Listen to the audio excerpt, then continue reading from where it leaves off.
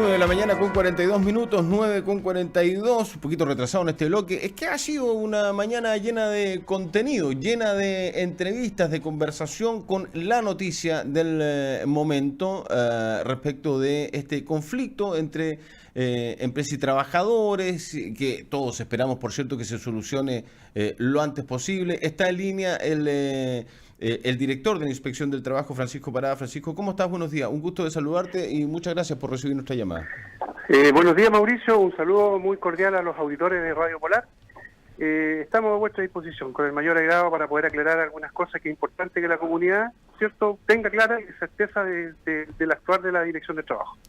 Vamos con eso, pues, porque hay dudas respecto de la conversación que acabamos de tener con el gerente de Áreas Verdes, Carlos Estrada, respecto de lo que sucedió ayer. Se apersonó inspectoras o inspectores fiscalizadores, mejor dicho, de la Inspección del Trabajo. ¿Por qué motivo? ¿Qué sucedió en esa mañana? Usted tiene que tener los antecedentes, claramente. Por supuesto, y tengo los antecedentes muy objetivos y que son indesmentibles y que van a ser probados, ¿cierto?, en instancias cuando corresponda. Lo que yo quiero aclarar es que este caso tiene que ver con un proceso de negociación colectiva, ¿ya? Que en la cual empleadores y trabajadores iniciaron con fecha 15 de marzo del 2019 un proceso que ha tenido distintas etapas, ¿ya? Una de las etapas es la presentación del proyecto, posteriormente viene la respuesta del empleador, y llegó a una etapa donde los trabajadores votaron la última oferta del empleador, siendo rechazada por una mayoría muy importante. Ahora bien, cuando se inicia el proceso de huelga, ya cualquiera de las dos partes puede solicitar una mediación que se denomina mediación obligatoria. ¿Eso qué significa? Que por un espacio de 5 días las partes están sometidas a una instancia de diálogo que es direccionada por un funcionario de la Dirección del Trabajo, y esa mediación perfectamente podría haber sido prorrogable. Es decir, las partes podrían haber seguido insistiendo en la metodología de poder seguir conversando. Pero lamentablemente se concluyó sin acuerdo y se dio inicio a una huelga, ¿ya? Ahora, la huelga es un procedimiento que está establecido expresamente en la ley, ¿ya? Entonces, ¿qué significa? De que al no haber pedido el empleador servicios mínimos, que es una norma que está también en la ley, aparentemente por un desconocimiento del señor Estrada, él no lo solicitó, pudiendo haberlo solicitado de común acuerdo con el sindicato y también haberlo pedido de manera unilateral a la Dirección del Trabajo. Él no lo hizo. Y eso, al no hacerlo, ¿qué significa? Que todos los trabajadores que están en huelga legal, que es un mecanismo que la propia ley lo señala, señor, no puede ser reemplazado. Y ante ese escenario, que lo entiendo que es muy devastador para el empresario, porque la mayoría, el 99% de los empleadores en Chile solicitan los servicios mínimos porque la operatividad de una empresa tiene que funcionar, y más aún esta empresa que tiene connotaciones de, primero, un servicio de utilidad pública, segundo, que tiene que ver con aspectos de carácter de higiene y también por aspectos ambientales. Por lo tanto, la Dirección del Trabajo perfectamente podría haber autorizado ciertas dotaciones mínimas a que la operatividad hubiese funcionado. Pero vuelvo a reiterar, como el empleador no lo solicitó, cayó en un escenario donde, a modo de ejemplo, los 40 trabajadores que están, los 46 trabajadores que están en huelga, no pueden ser reemplazados. Y lo que ha hecho la Dirección del Trabajo, Mauricio, es dar cumplimiento a una norma legal. ¿Y qué es lo que es la norma legal? Que las investigaciones por reemplazos ilegales, ¿cierto?, se realizan a través de solicitud de parte. ¿Y qué significa esto? Que el sindicato le solicitó a la Dirección del Trabajo verifique los reemplazos ilegales. ¿Y qué es lo que hizo la Dirección del Trabajo? Fiscalizó y constató. Y ese es todo el problema. Aquí se le ha dado una connotación de que el servicio ha cometido arbitrariedades, ustedes lo ven en los medios de comunicación. Yo he salido a aclarar de manera muy enérgica que esos comentarios no corresponden a la realidad. Y lo que ocurrió en el día de ayer fue que los funcionarios, 3 funcionarios de la Dirección del Trabajo está debidamente respaldado, ya se constituyó la empresa, y la información que le entrega el jefe del establecimiento es que él no va a entregar ninguna información porque el empleador viene en camino. Y fue el propio señor Estrada que solicitó la presencia de carabineros. No fue la Dirección del Trabajo, Okay. fue el señor Estrada que pidió la presencia de carabineros. Tenemos identificados los carabineros, esto va a está en un informe de fiscalización, ¿cierto? Y a los carabineros se les informó, ¿cierto?, de que el empleador no se allanaba a entregar la información. Posteriormente, con la presencia de carabineros, los funcionarios pudieron hacer desarrollar su función y propiamente tal. Y eso es todo lo que ha ocurrido en el día de ayer. Lo otro es ya entrar en juicio, interpretaciones, y la Dirección del Trabajo, Mauricio, no está para estar en el tapete público de una situación que es una negociación colectiva, donde un empleador lo que tiene que actuar, como tiene que actuar, es con prudencia, con respeto, ¿cierto? Respeto a la autoridad laboral, con respeto a sus trabajadores, porque es la única forma de destrabar este conflicto. No hay otra forma. A ver, para aclarar porque justamente lo que decía Carlos Estrada hace un rato en la conversación, distinto a lo que se dijo en el día de ayer, de que es él el que llama a carabineros. ¿Por qué llama él a carabineros? ¿Ustedes saben? Porque después donde tengo la desconexión de la continuidad de la historia, Francisco, es que Carlos Estrada llama a carabineros para que se apersonen en la empresa Áreas Verdes. ¿Llama cuando ya están los inspectores o llama antes que lleguen los inspectores? No, los inspectores lo que hacen es, de acuerdo al procedimiento, de acuerdo a nuestras facultades del DFL número 2 del año 67, ¿Ya? se presentan ante el representante del empleador, que era el jefe de operaciones, que se llama don Julio Castro. Okay. Ya le explican que van a fiscalizar y él le entrega la información de que debían entender, que los fiscalizadores debían entenderse directamente con el empleador que venía en camino. Okay. Esa es la información que yo tengo de los funcionarios. ¿Ya? Por lo tanto, quien solicita la presencia de carabineros es el propio empleador. ¿Ya? ¿Pero ¿Ya? por qué, No por es qué, la Dirección de por qué Trabajo. solicita la presencia? Ustedes Desconozco. no saben. Ah, ok, ya. No tenemos esa información, desconozco la información, pero están identificados los del personal de carabineros que fue, se constató la situación denunciada y eso amerita una denominación técnica que es una práctica desleal en la negociación colectiva. ¿Eso? ¿Llamar a carabineros? No. Lo que constataron los fiscalizadores fue una práctica desleal en la negociación colectiva. ¿Cuál es? Verificar reemplazos ilegales. Ya, ok, porque lo que dice Carlos Estrada hace un rato es que llamó a carabineros porque estaba bloqueada la salida de los camiones de Áreas Verdes. Desconozco esa información porque no es de mi incumbencia ni mi facultad. Perfecto, entiendo. Francisco, entonces, cuando están los fiscalizadores ahí y está la fuerza pública, ¿qué hacen los fiscalizadores? ¿Aprovechan la presencia de la fuerza pública para poder sí hacer la fiscalización que no se estaba dejando hacer? Lo que ocurre es que el personal de carabineros le consulta a los funcionarios por qué está ocurriendo y los funcionarios le explican de que ellos están en un proceso de fiscalización y que el empleador no se había allanado a dar facilidades para iniciar un proceso de fiscalización. Ok. Eso es todo. Ya. Y ahí Carabineros sí coopera para que los fiscalizadores puedan hacer su pega, ¿no? Exactamente, ahí coopera, ¿cierto? Y se pudo efectuar finalmente la fiscalización. Ya. Esto es normal, es corriente que suceda una fiscalización de este tipo en una negociación de estas características cuando hay una huelga legal y todo lo demás, porque acá se ha hablado mucho de que esto se ha politizado.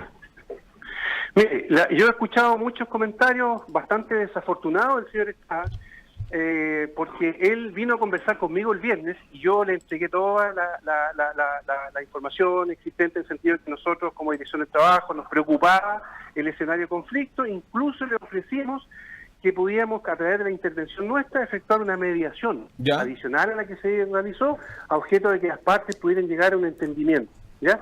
Ahora, Mauricio, yo soy un funcionario de carrera dentro de la Dirección del Trabajo, llevo 34 años en el servicio y es primera vez en toda mi historia como funcionario de la Dirección del Trabajo que en un procedimiento de negociación, entre paréntesis, he trabajado en Santiago, en la octava región, en la región de Valparaíso, en la región de Aysén, en la región de Coquimbo, y es primera vez en mis 34 años que me veo enfrentado a una situación que en un proceso de negociación colectiva los funcionarios, para poder ir a fiscalizar, tienen que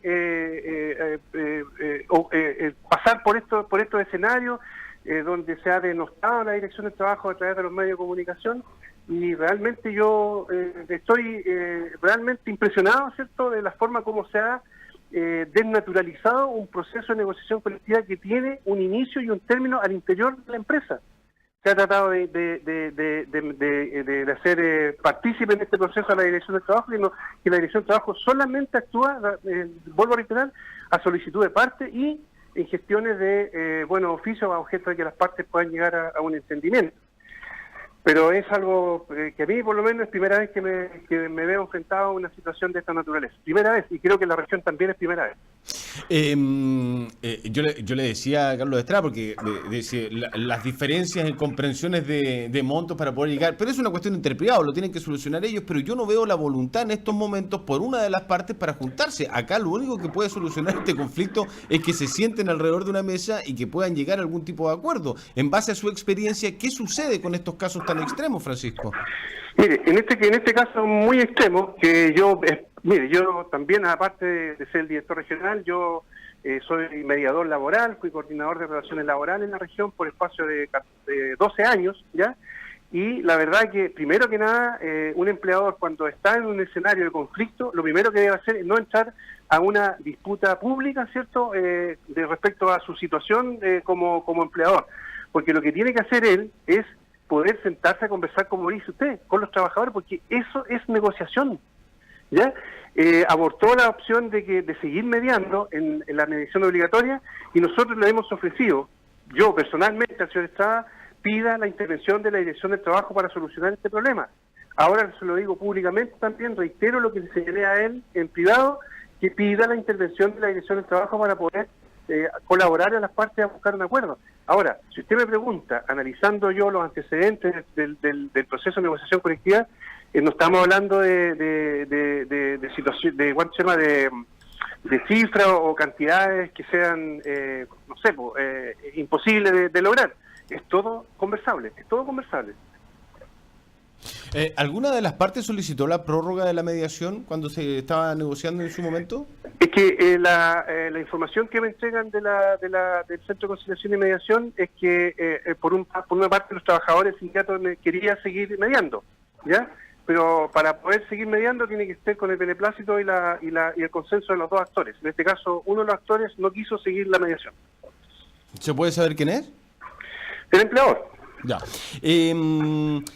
A ver, tengo otra pregunta por acá. ¿Se detectaron otras infracciones en la empresa además del reemplazo ilegal de trabajadores en la inspección de ayer? No, porque en el fondo lo que está haciendo la Dirección del Trabajo es la verificación de los reemplazos ilegales, ¿cierto? Ese es un procedimiento especial.